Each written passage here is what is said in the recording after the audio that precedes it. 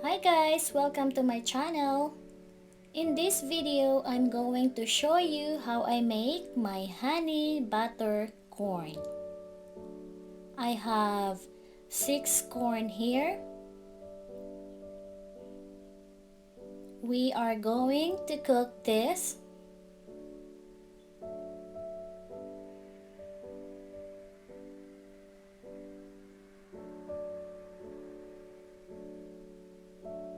Add water.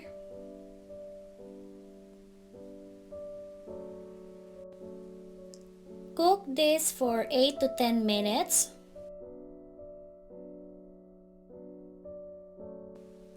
Now our corn is cooked, so let's go ahead and prepare our honey butter.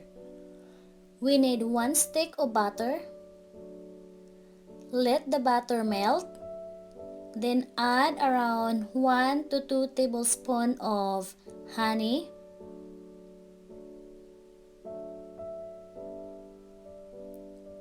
Once the butter is melt, we are going to add just about 1 tablespoon of fresh chopped parsley.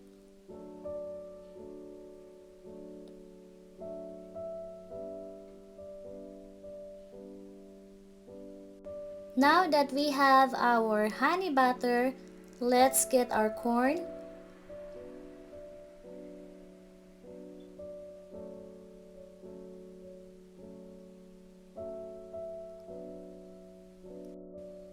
Then put the honey butter just like this.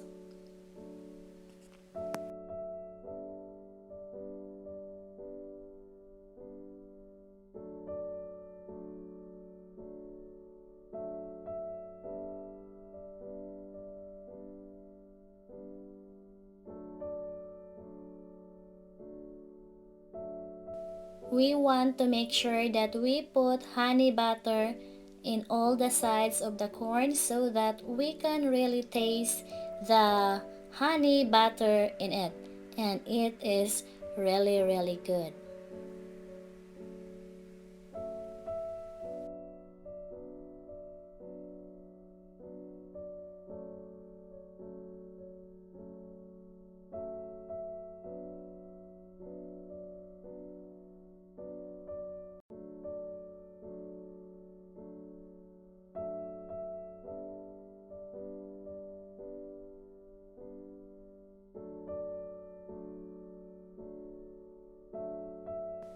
Corn looks perfect, and I still have extra honey butter, so I'll just pour it in the corn.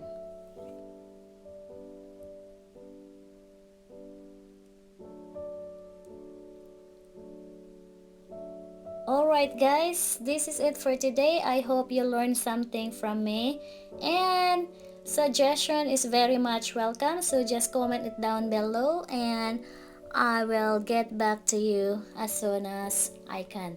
Thank you very much and have a good day. And if you ever make this honey butter corn, let me know what you think about it. Thank you.